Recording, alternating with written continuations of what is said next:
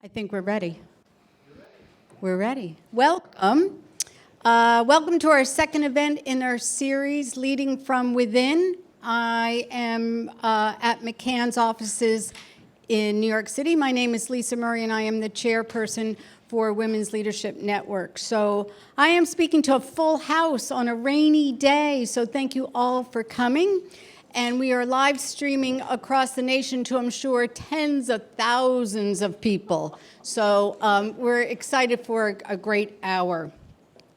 So the format, we're going to have 4 different exciting, impressive women from IPG speaking amongst themselves today. So we're going to have a session first with 2 CEOs, and then we're going to look to all of you, both live streaming from the offices across the country and here in the office at McCann, to ask questions. And then we're going to have 2 chief strategy officers talk amongst themselves. And then again, we'll open it up to questions. So we're really proud of who's coming here today. Our first 2 speakers. So Kate McNevin, Global Chief Executive Officer of MRM McCann, started at McCann Canada in the mid-2000s to become Global Chief Executive Officer of MRM McCann last year. Her success comes from more than 25 years of marketing communication experience throughout a wide spectrum of categories. Through her leadership, MRM McCann has been recognized with some of the industry's highest accolades, to include Ad Age's B2B Agency of the Year in 2018. And Ingrid Otero-Smart is the president CEO of Casanova McCann. Ingrid started her career at McCann Erickson in her native Puerto Rico, then moved to the United States to work on the Hispanic market for the past 20 years. Ingrid is a member of the board of directors of the Association of Hispanic Advertising Agencies and past president. She has twice been named one of Hispanic Business Magazine's top 10 most influential Hispanics, and the accolades goes on and on. So let me introduce these 2 women, and I turn it on to them. Turn it off.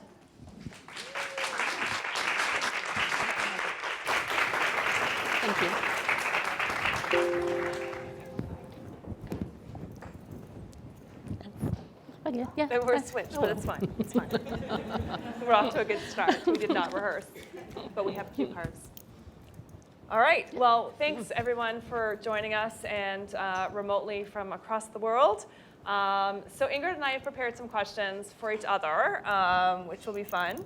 And Ingrid and I have known each other for years, so we had a great time preparing for this. But most importantly, this is about you guys, and so we'll open it up and make sure we have lots of time for questions. And we were so excited to get this opportunity because we've been trying to get together for the past 2 years, to spend more than 10 minutes together. So this is the most. At the same time.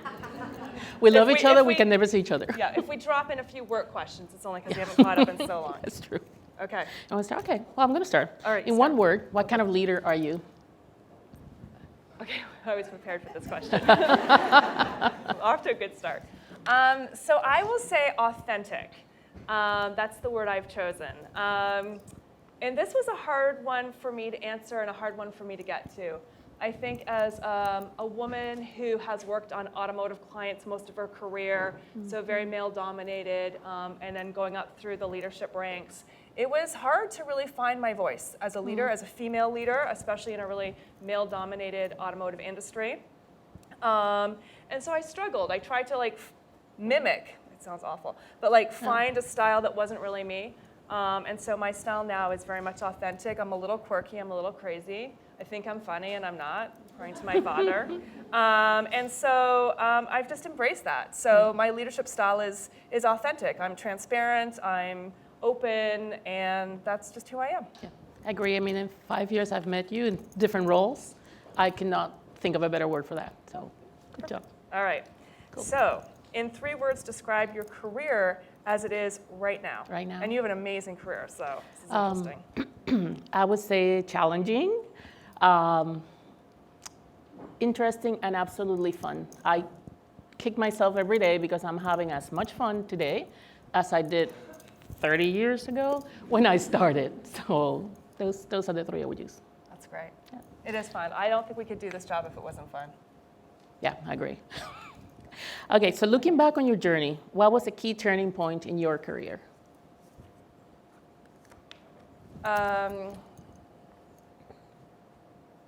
So it's interesting. I had an amazing career in Toronto.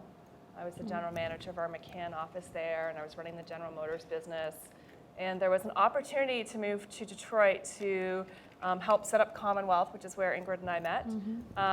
And I think having the courage to turn my life upside down and move and have confidence in myself, to move by myself to Detroit, don't know anybody, really thought to myself, I have no idea what I'm doing. I'm not actually sure why they're asking me to do this. I think that was really pivotal for me because I think it gave me confidence that I didn't know I had. And if some of you don't know the Commonwealth story, get some time and ask her. Ask her about 7 at 7. It is a crazy but an amazing, amazing story. So. What is the one piece of advice you took that you shouldn't have? That was the hardest one, I thought. And really, I thought about it, and I couldn't think of one. One, because I'm very stubborn, and I only take advice that I really believe in. But also, I try to not dwell too much in the past, right? It's like I try to learn from whatever happened, and then really move forward and focus on the future. Because if not, you carry baggage that just slows you down. And so I thought about it last night. And I could not come up with a piece of advice. Maybe I just don't listen to people's advice. I don't know. But well, talking about advice. Oh no. One piece of advice that you would give yourself, that you would have given yourself 10 years ago, and one piece of advice you would give yourself 10 years from today. Ooh. Again, I looked at this last night. I was like, I thought I had a good answer last night. Now I can't remember it. So advice I would have given myself 10 years ago.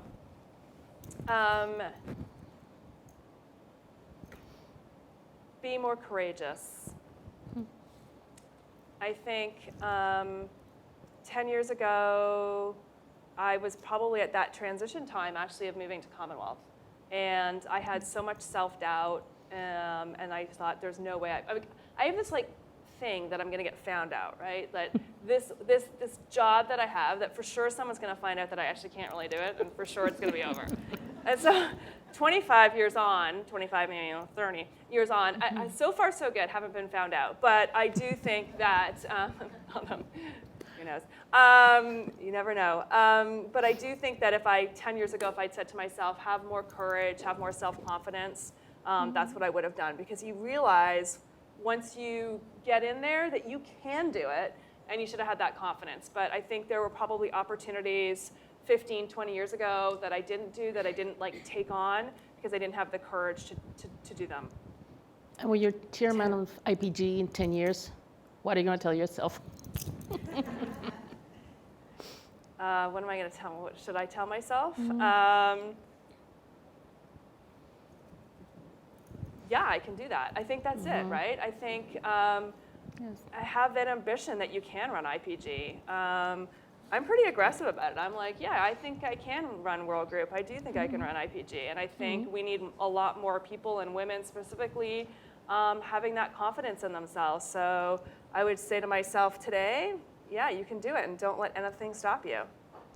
Good. Yeah. Good for that. Sure, Michael Roth's watching this now going, really? Coming for you, Michael. If I just got found out, that could be it. What will be the biggest challenge for the next generation of women leaders? I think our biggest challenge is also going to be our biggest responsibility. As women, we need to make sure that we are pulling each other up, that we are building an environment that's going to really empower everyone around this room. So I think, to me, that's going to be the biggest challenge and the biggest responsibility that we can face. Yeah, I agree. I think women supporting women is something that we really have to focus on in the next generation. Right. All right. So given the chance, will you choose this career again, and why? I would, absolutely. My backup career is to be a chef, just so you know. Like, I have a backup plan. Do you cook? I do. Oh, I do. okay. I mean, when not working, which is always. So never. I do cook. I have great pots and pans, great knives. I'm ready. So I have a backup plan. My parents are probably like, I would choose this career. Listen, I wake up every day, and we talked about it. As long as you're having fun and you love it, I can't imagine doing anything else. I could never have imagined 25 years ago when I was starting out as an admin assistant at Gray Advertising on Procter & Gamble, on Pantene, that I could have ever imagined this career in my life, and I could never have imagined. But I have loved every minute of it, and I think as long as you love it, that's all that matters. I think I would do the same too. And my backup is a kindergarten teacher. Oh, because I've gotten so much experience in this job. So, yeah. We're very well experienced in that at this point. No, I agree. All right, how do you get your perspective accepted when you are the only woman at the table? And this is super interesting for me as well, not only because you're such an amazing woman, but dealing with, building a Hispanic agency. Amazing. It's funny, but I guess it's something that happens less and less, thankfully. Less and less now than it did, when I started. That was, every day I was the only woman in the room, usually the youngest one too. And thankfully, we've come a long way, so it doesn't happen as much. And well, when it did, I always thought I needed to be myself. And when you talk about authenticity, early on I said some of that dumb advice that people will give you and I wouldn't take was, you need to act like a man and think like a man. And I always said, no, I am a woman. I will act as a woman and think as a woman. And that will bring that perspective, that much needed perspective to that room.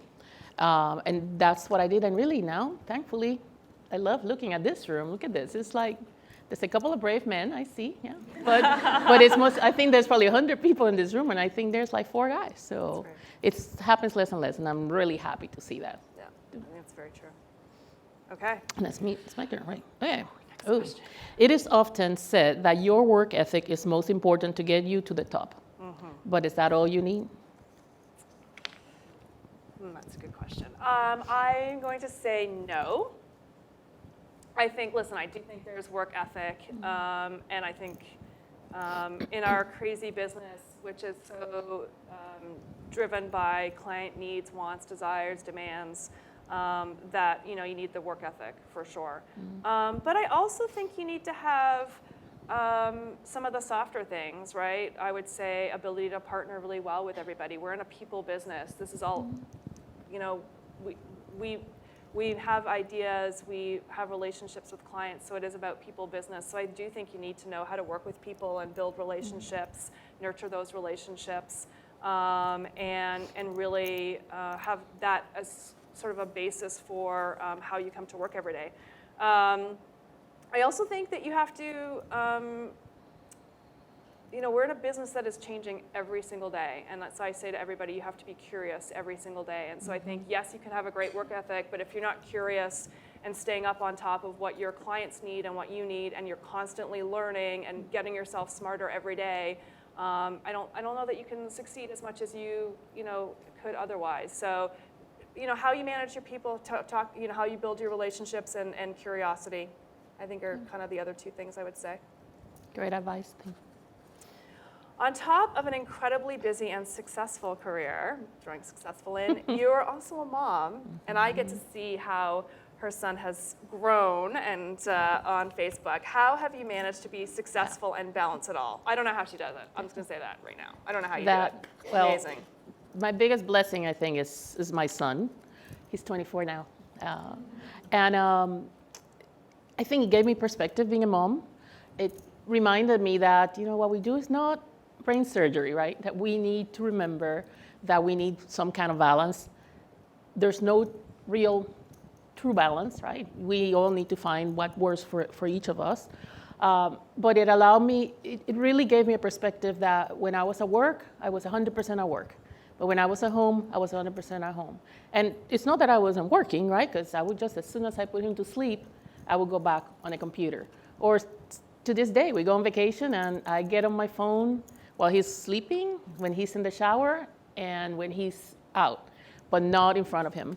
So that way he always knew that when I was there, I was with him. And when I was at work, I was 100% at work. And how did I do it? I had help. I didn't have family back in California. All my family was in Puerto Rico. So I got a wonderful nanny. She's still with me. She takes care of me 2 days a week.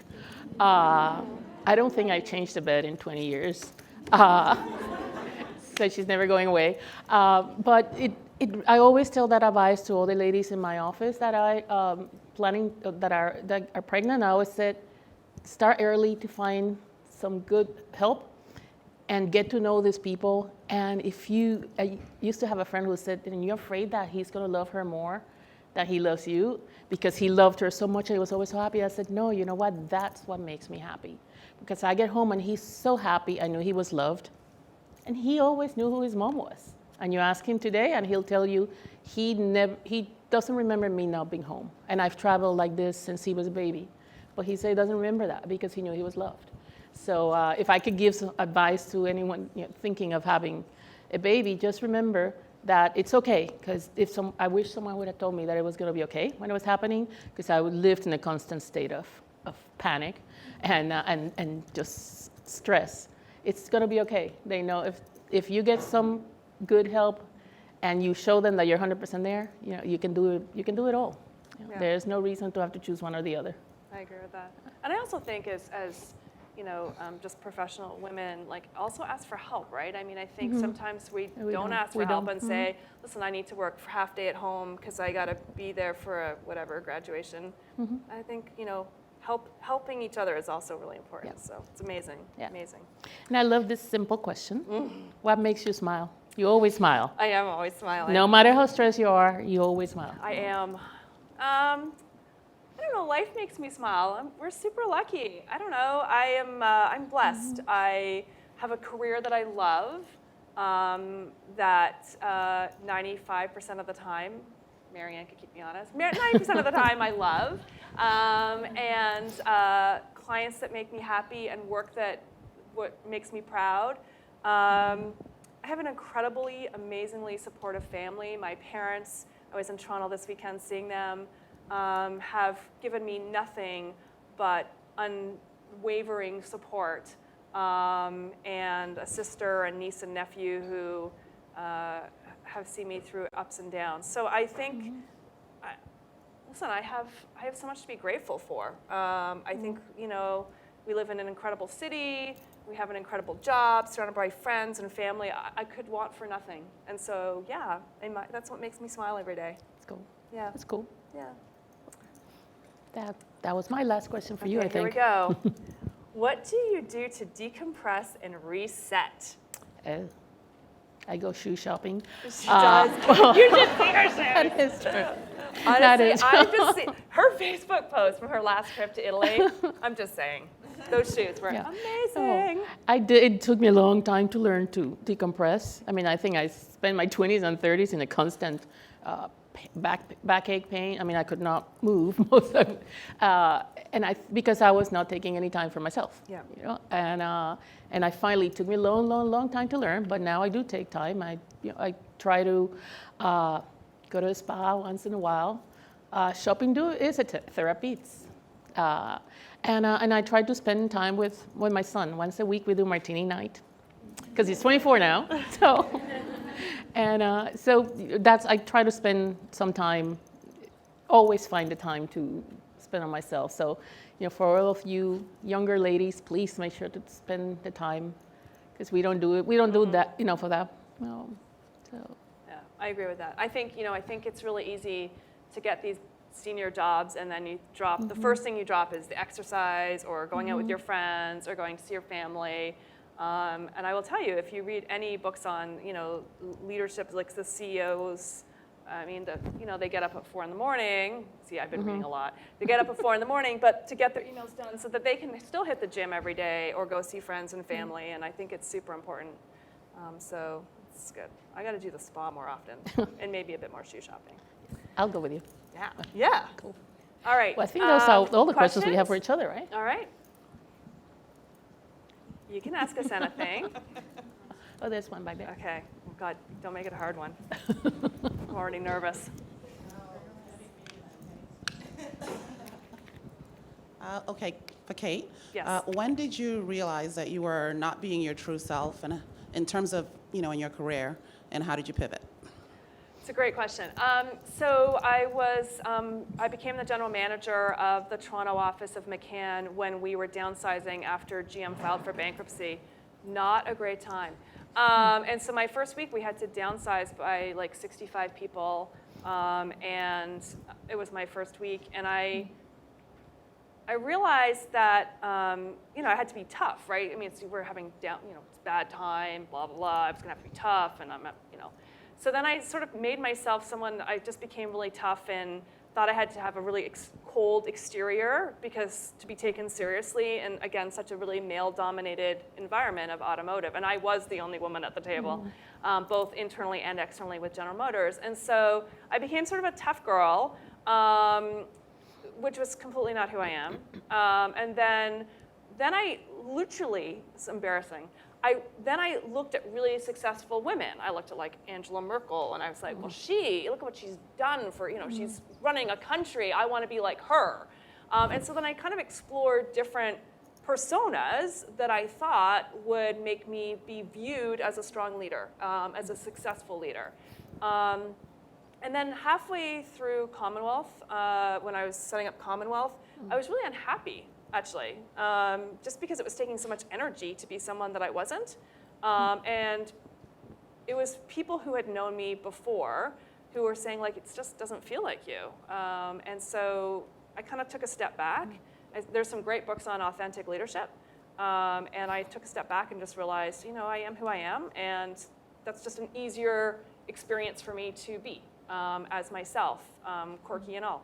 And so I will tell you, there was a pivotal moment. I was on stage at a Commonwealth big senior leadership team meeting, and I did this big presentation, and I got off stage, and my boss at the time said, "Are you okay? Because that was the worst I've ever seen you present." And I go, "What?" But I was so like authoritative and strong, and he said, "It was everything that you're not." And it made me realize that, I just had to be who I am. Hi, we have a question online for both of you. Tell us about the last time you were impressed by someone or something at work. That was easy for me. Last week, we were at the World Group. It's true. We were at the World Group Global Summit in Las Vegas last week, and all the companies had to present.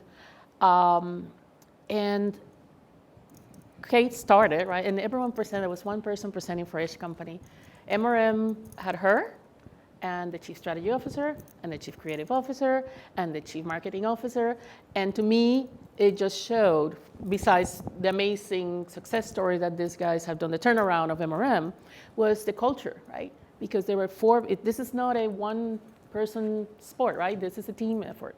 And this woman had the guts to bring all her leadership team up there to present. And to me, it impressed the heck out of me. So I've always loved you, and I was like, oh, geez, I'm in awe now, forget it. Gosh, I'm impressed every day. I think there is somebody in our network of amazing people who do something amazing every day. I am constantly impressed by creative people who come forward with courageous ideas, and I would say that there was a number of people last week on a GM pitch that we're working on that did that. People who challenge me or challenge our team to think differently. I would say that there's no one person, but I think every single day there's a group of people who somehow inspire me to think differently or push themselves or push our organization in a different way. So yeah. I always think that if you can't finish off your day saying thank you to 3 people, you haven't done your job. So that's what I always look for. Who are those 3 people? That's good. All right. So on your journey up to the top, how have you dealt with situations where you have had mansplaining in meetings?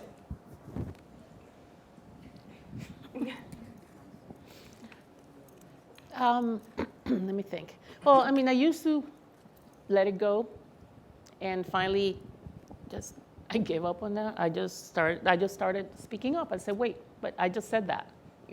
because it would happen a lot where I would say something and then no reaction, and then a guy would say it, 2 minutes later, and it was like the most brilliant idea in the room. So I finally started to say, hey, I just said that 2 minutes ago, and by the way, and then I would go back and explain it, so know that it was my idea.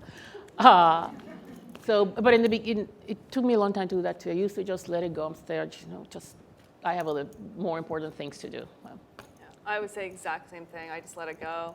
I speak up now, but for a long time I was like I couldn't be bothered. But now I think you either get to the position or you get the confidence to say something. right.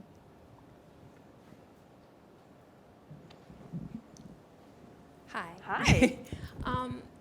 In this age of, you talked about really women being supportive of each other, and in a managerial situation, how do you maintain that, being supportive and wanting to see someone do well, but knowing you have to address a difficult situation or something that they're doing that they should be improving on? Like, how do you balance that needing to help course correct, but also being supportive and not looking like you're not being supportive by trying to improve a situation?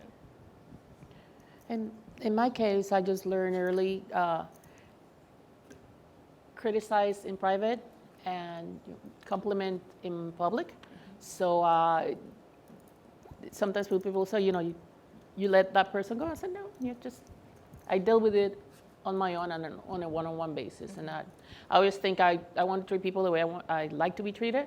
So I don't want anyone to speak to me down to me or point out a mistake in front of a whole bunch of other people. So in my case, I just will call you out and tell you, hey, these are things that you should be doing. Think about this, and then let you make the decision, and allow you to be respected in front of the rest of the team. And I would still say providing really good feedback to someone to help them with their development is showing support. I think privately is always the best way to do it, certainly never publicly. But I do think that, providing that counsel that's going to, have those tough conversations is very much showing support to help them get ahead as well. I think you can, it's just how you approach the tone and the timing, in my opinion. Time for one more question. Nicole has a very dangerous job, I was carrying that gonna say. microphone up and down. Hi, thanks for Hi. being here today. Of course. Did you have mentors in your career to help you along the way? And then if so, were they male or female mentors? Well, I'll go. I do. I have an amazing mentor.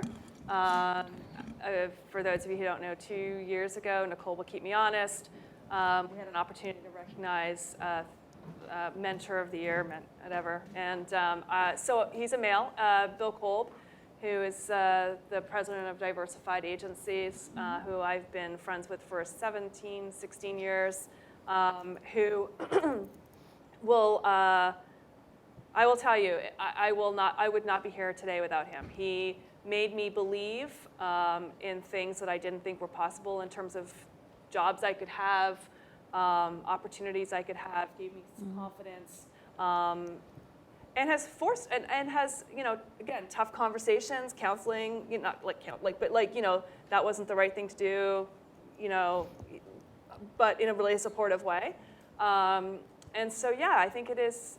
I think mentorship is super important, and I've had incredible male and female mentors over my career, quite honestly. Yeah, me too. I've been blessed that way too. Paul Mejia, who's the chairman of McCann in Mexico, he was my first boss and became my mentor for many years. He still is, and he's the reason why I got this job too. The late Marcio Moreira, when I came back to McCann after being gone for 18 years, he took me under his wing, and because I told him, I said, I don't recognize the network. It wasn't the network that I grew up in, and he helped me kind of navigate it and make the right connections. I think because we're a little older, right? At least I'm a little older than you are. There were very few women in the positions that could have mentored, right? So I hope that you all will find that now. So, because I think it's just a that's coincidence true. that we both had male mentors, but I don't think there was anyone else. When I came back to McCann too, I read Nina Di Cesa's book. You know, she used to be the creative chairman here, and she wrote a book. I'm blanking out. It's men's. I remember. But anyway, when I met, well, one of the first meetings I had was with her, and I told her, I said, "Oh my gosh, I wish I had read this book 20 years ago." And she says, 20 years ago, I could not have written the book because I was in your shoes. So I hope that you all will find some female mentors as well, but definitely it's important and go get one. So thank you, Ingrid and Kate and Stephanie. Oh, there you are. Thank you very much. You're welcome.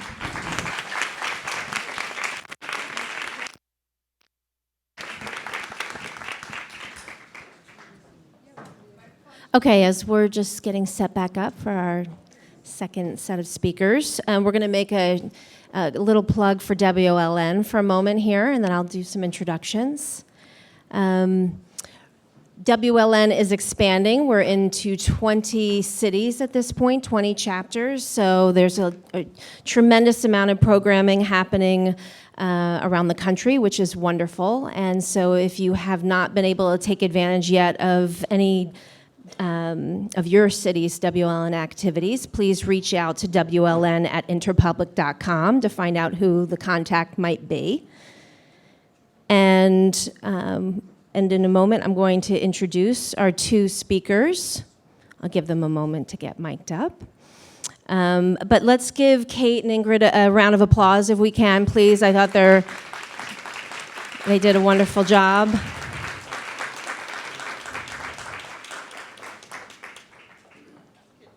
Very thankful to have women leaders like these 4 women in the organization to look up to. Hello, hello. Is that okay?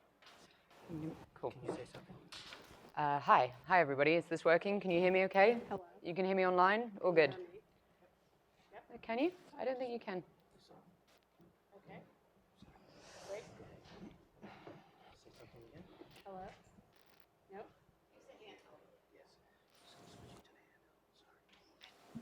Okay. Yeah. Great. Yes. You're double mic'd. Yes.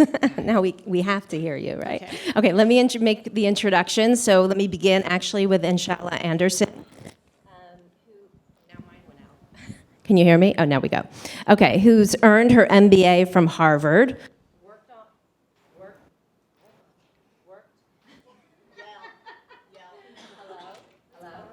Yes. Yeah, we're switching. Thank you. Okay. Okay, can you hear me now? Yes, thank you. All right. We're getting there, sorry. Okay, so let me start over. Inshallah Anderson, who's earned her MBA from Harvard, worked on Wall Street, and built brands across the globe in industries from finance to beauty and everything in between. Today, she is the Chief Strategy Officer at Future Brand North America and is honoring us by sharing her experiences as a woman in the C-suite. And we'd also like to introduce Jess Greenwood, who's recently been named one of Ad Age's 2019 Women to Watch. She was an experienced journalist before she took the leap into brand strategy at RGA as the Chief Strategy Officer. Jess is also a founding member of a global collaboration between strategists to solve some of society's toughest problems and moonlights as a designer of her own fashion line. So we welcome both. This is not mine. We should start there. But it's a great color. Thank you. Wait. Okay. Are you good? Yep, Amazing. I'm good. Go for it. Okay. So I know for some people strategy seems like an esoteric topic. So we'll first start with, so how did you get into strategy at RGA and into the role that you're in? So the long way, I think. I'm dating, Never a straight path. Never a straight path. I am dating myself massively, but I got my first job in media by applying for a job from an ad in the back of the Guardian newspaper in London, which is, people do not advertise in the back of the Guardian newspaper anymore. And I got the job because I was the only, it was such a poorly worded ad that I got the job because I was the only person who realized it was not an advert to work at the Guardian newspaper. Like I was the only person who showed up knowing what the job actually was, and they were like, I guess it's yours then. I'm like, amazing. And you were like, you could write it better. Yes, well, it was a sort of, and it was a media monitoring company. They just acquired a magazine at the time, so I stuck my hand up and was like, oh, I can write. Can I come and do this? And then spent my 20s working at a magazine called Contagious, writing about innovative exercise and branding design, technology, and popular culture. And one of the people I interviewed as part of that was the then CEO of RGA, a guy called Bob Greenberg, who was a fascinating character. And I basically begged him to give me a job after that, because I was just like, this company is so interesting, can I come and work for you? And he was like, sure. And it was a really lovely instance, which I think is occasionally difficult in the industry now, of somebody rolling the dice on someone that they thought had promise, but wasn't necessarily a direct fit. But the one thing that I will say, if you do come in the door as not necessarily a direct fit, you have to get with the program really, really quickly, and you have to make sure that you're communicating in the language that everyone else uses, producing the deliverables that everyone else uses, and then sort of going from there. So I realized that it took me like 2 months to realize that strategy is basically the same as journalism, in that you have to do a bunch of research, find the most interesting thing about that research, and then communicate it in a way that makes everybody want to follow you. So I just went and hung out with the strategists and offered to help them and write their decks for them, and now here I am. That's it. There you have it. Yes. Okay. What about you? How did you get into strategy? So, I mean, I'd love to say this is something I always wanted to do, but that is definitely not the case. I'm a believer that good books have great chapters, and my career is definitely one that's built on a lot of different chapters. I started my career on the trading floor at JP Morgan, and from there I made my way to management consulting. And I even actually did a stint on the client side working for Avon. So I've sort of bumbled around and done a lot of different things, but I would say the constants have been, I'm a curious person, and I like to solve problems. And like the thornier, the more challenging, it sort of gets me going, and that characterizes my personality. And somewhere along the way, the combination of problem solving and sort of marketing, I found this space called branding. And I didn't know it existed. I didn't know it was out there, but I found it. And it's sort of different than a lot of the people that I know who like went from agency. Oh, I'm sorry. I will follow the rules. Mic in face now.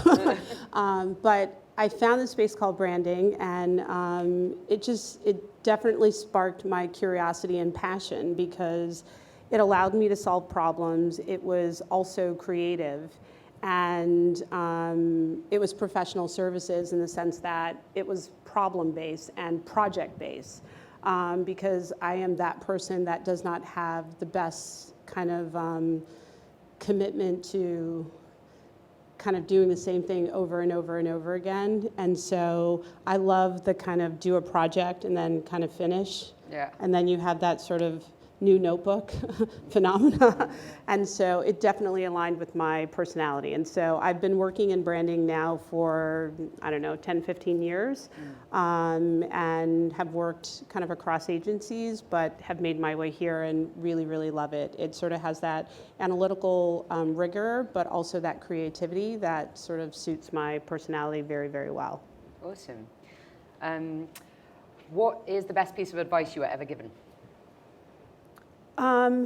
I would say at the heart of it, be curious, and if something doesn't seem right, ask questions. I'm very much a critical thinker. I would say in recent years and recent trends, it's been the rise of the nerd, but I've always been sort of a nerdy person and comfortable in my skin. But if something doesn't seem right, doesn't smell right, ask the question. I'm sort of that person. I will ask why 5 times. And I always tell my team, like, if something on its face doesn't seem like it doesn't make sense, just probe. Yeah. And it doesn't lead you wrong. You will always sort of kick the tires and sort of find out that that may not be the assignment that you were tasked to do. That may not even be the project that you were hired for.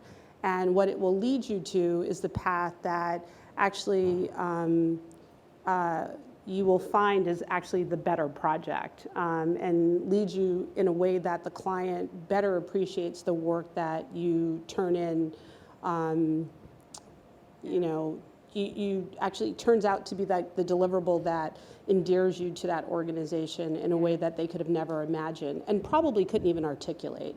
You know, so often you find that they will say, this is the problem, and it's not even remotely the problem, but it's that asking why, you're able to actually find out what's broken. And truly, what they may have articulated as the symptom is not really the symptom, but your inquiry takes you to that root cause that you can actually remedy and get to a place that's so much better for the organization. Yeah, I think this is a occasionally particularly female thing, is the fear of asking stupid questions. And as long as you're prepared, there are no stupid questions. I think as long as you know your stuff, the question that you're asking is always welcome.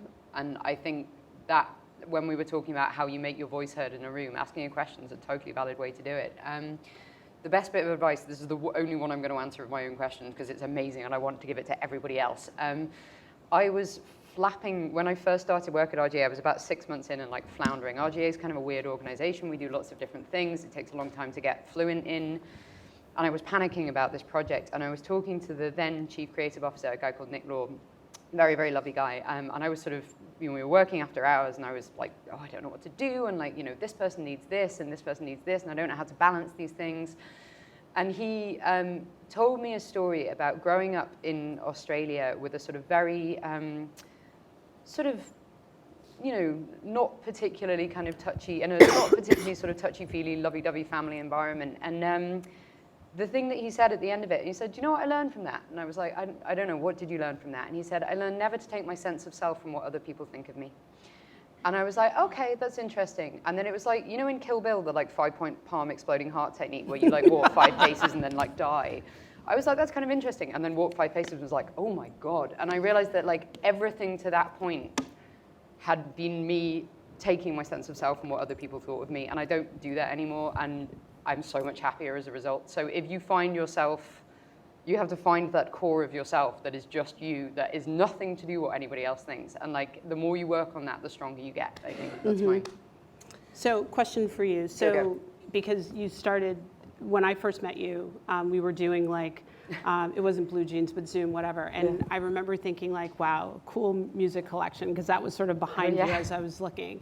And then you also mentioned you, mic back in place. Then you also make your own clothes. So what sparks your creativity? Because you seem to dabble in so many different things. Like what gets you going, your creative juices going? I'm one of those people who's like 101 everything. I'm just like, everything just looks a bit delicious. So So are you like a T-shape?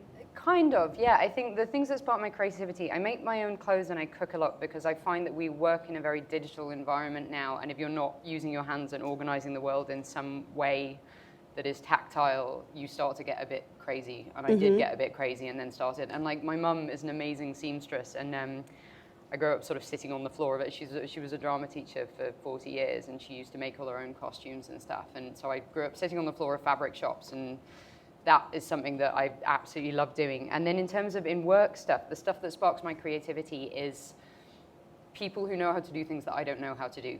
So as a strategist, quite often you're writing a brief going, oh, I don't know what they're going to do with this one, but it's right. I know the brief is right, but let's see. And then when they come back with like a completely other way of solving the problem that you never would have thought of, like that's so inspiring to me. Because I work with people all the time, like experienced designers, copywriters, art directors, all sorts of different kinds of people who are capable of creative thinking that just makes me want to be better, basically. It makes me want to kind of learn how they work.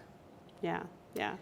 Okay, question for you. What was the worst client meeting or situation you've ever been in, and how did you handle it? The worst, where you felt like you just wanted to descend into the floor and disappear? Yes.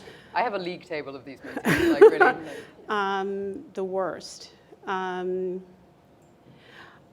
guess for me the worst is when you have a bold idea and you're met with a client that lacks the courage to appreciate that boldness. And so for me, then it becomes this moment where you start to think about how can you how can you help the client become bold? Yeah. How can you actually foster a sense of courage with that client? And so I always start thinking, oh gosh, okay, this is not, oh, it actually is working. Now it's working. Okay, but I'm not going to use it. I'm No. going to go with this. Good, good. Good I choice. actually then start strategizing, and this is something I'll do with my account person. Like, where and how can we kind of create like a team of resources on the client side, and maybe get naysayers to become champions so that bold idea can win. Because they didn't hire us to make the safe choice. They actually hired us so that they can become better. Right. And so, like, I'm not just going to let that bold idea die. I'm going to give it a fighting chance. And so I will sit and I will think about, okay, what can we do so that idea can see the light of day? Like, what is possible and what can we do for that idea to win? And whether it's a strategy idea, whether it's a design idea, let's see how we can build a coalition for success. So it could have started out as a bad meeting, but like we leave that room and we just think about, like, how can we turn that disaster into like a victory? Yeah. Because like it might have been unsuccessful in that moment, but that's not the only moment. We can still charge the hill. Like, that's the way I look at it. And so that's when you have to take all your resources on the table, because it's not just you in that room, it's everyone on your team. It's your account person, it's the rest of your strategy team, maybe it's someone from verbal identity, maybe your designer can do something different, your executive creative director, it's everyone. And we think about, okay, who on the client side can actually kind of tip this in another direction? Because, you know, great things happen with courage. And so I'm always convinced that we can turn it around. And you can turn something in a new direction, but you have to understand what is the tipping point and what resources do you have at your disposal to actually, like, to turn that. And that's really important. Yes, it's interesting. Ours was But I've had a lot of those meetings where you sit there and you're like, okay, this is a pretty bad dire situation, but I don't know, like you make it work. But you make it work, and you think about, like, can we just turn this around? And I'm a very optimistic person. I'm a believer that, like, I don't know, I had an old boss who used to say that in fertile ground, like, good things grow. And I know, well, I should flip the way that's said because it sounds like Yoda. But, like, I really believe, like, if you can create, like, a fertile environment, you can really change the situation. And so you just have to think about, like, where is the naysayer and what's the win strategy in that situation? And you can move it. That's a good way. Ours was when a presentation went horribly, and then the big pinouts that we'd printed, the beautiful pinouts on the walls, fell on the client's head. That was my worst ever. That was amazing. On sort of fertile ground, we talked about do you want to talk about leadership style a little so bit? what's your leadership style? Work in progress. This is new. So I got this job while I was out on maternity leave with the birth of my first daughter, who is now 7 months old. Which I think is amazing, and I think is a big statement. It is a big statement, and we are now at a point in time where this industry as a whole is sort of bending over backwards to prove it does a good job with working mothers. So, like, ride that wave as much as you can. Like, all the women who went before us have, like, fought really hard to get to here, and it's kind of awesome. I always sort of talk about this, really. I'm always slightly fearful of, like, the mother superior kind of myth. If you're not a mother and you're coming to work every day, that doesn't make you any less of a person. It took me a very long time to get pregnant, so anybody struggling with fertility issues, like, I see you. Just because you're not there doesn't mean that you're not part of this conversation and you're not kind of valuable. But basically, I'm now at a situation where my leadership style, I was promoted into this, so I'm trying to learn how to be a CSO and a working mother at the same time, which is like a whole ball of wax that I'm trying to unpick. But The best bit of advice that I I was have given. to say she's juggling it. She's juggling it very well. We had our first chat, and My daughter we were was just supposed to meet punching me in in the face person. while we were on a video It ended up conference. being via Zoom, Yeah. and she was juggling it very well. So This she's was- doing it. We were trying to answer questions about like how to pull off working motherhood, just as my daughter was just like hanging onto my mouth like that, and I'm like, I can't do it. So leadership style, a couple of things. Somebody said to me, this really stayed with me. It was at this position now, you get to decide like whether you want to be. They're like, Jess, do you want to be the bringer of serotonin, which is the happy hormone, or do you want to be the bringer of cortisol, which is the stress hormone? Because every meeting you go into, you're now in a position where you get to decide. If you come in a, excuse my language, and I won't swear, but if you come in a bad mood, everyone's going to feel it. Like, and that was so interesting to me. So you can go into meetings that are disastrous and the work's not ready yet, and like, you know, it's not quite what you were hoping for, but you still have to be the person who makes everyone feel comfortable enough to rectify that problem. So I am trying to be the bringer of serotonin right now, and I am trying to sort of spread enthusiasm, because it's a tough industry right now. We're in a, you know, you have to be tenacious, and you have to be fierce, and you have to like commit and put the hours in and all of that stuff. So I'm trying to be the bringer of serotonin. I'm also trying to balance. There was a great question about feedback before your question. We're trying an approach at the moment around radical candor, which is, there are twin things happening in the industry at the moment, which is people are really craving honest feedback, but then when you give it to them, they weren't always really craving honest feedback. Like there's just, you sort of find out how true that is when you're actually delivering it. So my tendency is to pull punches when actually, and to the point about a kindness, it is kinder to be clear with people. So I am trying to deploy a approach of radical candor. When things aren't working out, I'm trying to make sure that people know how and why and how they can fix them.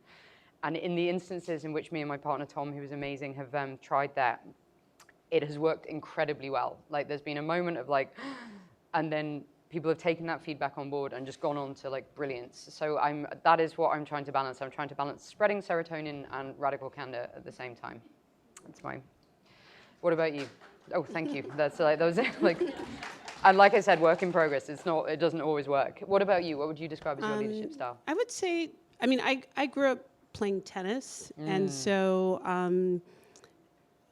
a little bit of my style is derived from, I would say, the coaching model.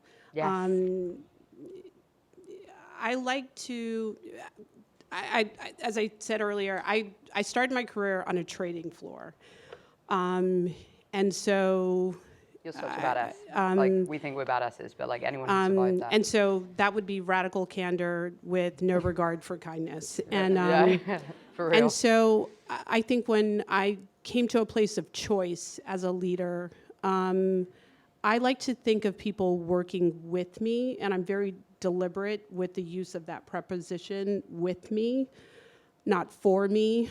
And I like to have a coaching model where giving real-time feedback, being mindful of how I work in partnership with others, even if they are technically my subordinate. I think you should be very conscious about how you engage with others, because I do think feelings matter. I think it's very important. I do think you should give people feedback so that you give them the most runway to improve their performance, because to the comment that was made earlier, you want people to be their best. And so giving them feedback, I do think feedback is a gift, because I've worked with people and they give you no feedback until like the day of a review. And I don't think that is really helpful. I don't think a review should be, you shouldn't really have that many surprises in a review. That's not helpful. So I think from a leadership style, going back to the comment made earlier, I really do think good things grow in fertile soil, and being mindful of creating a culture that is affirming and giving people feedback and creating a climate where people feel affirmed and supportive, but also when things are not right, you let them know. It shouldn't be a context and a cultural context where it's demeaning, but it should be given in a way that is supportive and helpful. I think that's very, very important. But I think also people should be in a coached way. Like when you play like a one-on-one sport, like coaching is done in a very specific way, and that was sort of what I grew up doing, and I found that very supportive. And so I see a place for that in the way that I work, and I do think it's really helpful. You know, when I get like a deck from a team member, I don't like just slice it up and just put it on their chair. I feel like if someone has spent time preparing work for me, then they deserve the same amount of respect and regard for their effort. So I will always sit down, time willing, time permitted, and sit down with them and sort of go through like their work and understand what was your intention with this? What were you trying to communicate? Because sometimes like it may be that the actual effort was there, but the articulation or the execution of it was where they fell down. And if I can actually hear it, and I'm not a reporter, but like I feel like if I can interview them and I can hear what they were trying to do, I can actually help them with the execution and help them frame it better. And so I'll always try and take the time to understand what they were endeavoring to do so that I can help them with the execution and frame it better for the next attempt. And that is where, like, as a coach, that's what my coach would do and work with me, like where I fell down on my serve or where my forehand could have been stronger. And so that's what I try to do, because I think that's how someone improves. If I think about when I was an analyst, I had a really great, I was a research analyst. I wrote those crazy reports people probably never really read, but they know it's buy or sell. But I wrote those, and my boss used to sit down with me and really work with me. And I remember that generosity of time that was given. And so I try to do that again. And I think it matters. So again, I go back to that choice of word to work with versus work for. Yeah. I think that choice of preposition is really meaningful. And I'm a big believer in the use of language and how we use it. And I try to bring that coaching mentality to my work. Yeah, we talk about player coaches. It's also, there is never a point, and maybe this is just RGA, but there's never a point where you can be the person at the back sort of throwing vague comments at the board. Like, you have to make the deck. Like, just, if you're not in the work, then you're not valuable. So I think we need, you know, player coaches, you can coach people, but you've also got to know how to play. Questions? One question and then we're gonna wrap up. Oh no, one question, make it a good one. No pressure. Hey, can we do two? There's two. One there and one there. Hello, thank you Hi. for being here.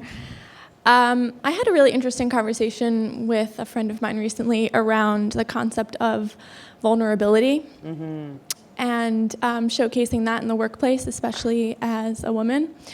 What are your thoughts around the positives as well as the downsides of showcasing vulnerability in all the different ways in which that might come to light, whether that be expression of emotion or admittance perhaps of a shortcoming, anything that would really encompass what vulnerability is like?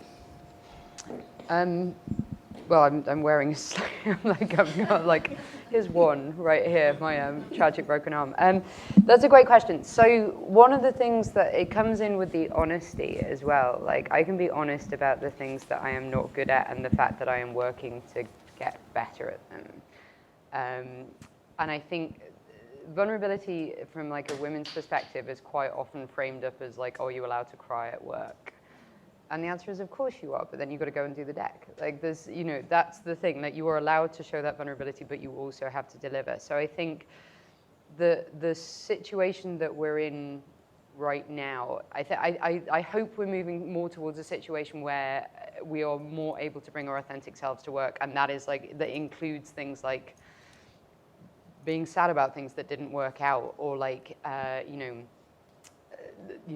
being frustrated by certain situations. But then I think part of that kind of new fertile ground of bringing your vulnerability to work means that we're also allowed to work on that environment to make it better. So we have permission now to say, like, the way that this client relationship is going is not making our teams feel inspired and happy, and we need to address it. The way that this leader speaks to our teams is not okay whatsoever. The way that this leader kind of shows up and is creating challenges for all sorts of different people. I think we're basically at a point where we can show vulnerability, but then we also have to move to address the things that are causing those vulnerabilities to surface in the first place, is the thing that I would say. And at this point in the industry, because we're in uncharted territory, we're trying to build an environment in which everybody feels welcome and welcomed. Everyone has to pitch in on that. You have to, and one of the things that we say to our team is that you can't be pissed off because you didn't get the thing that you didn't ask for.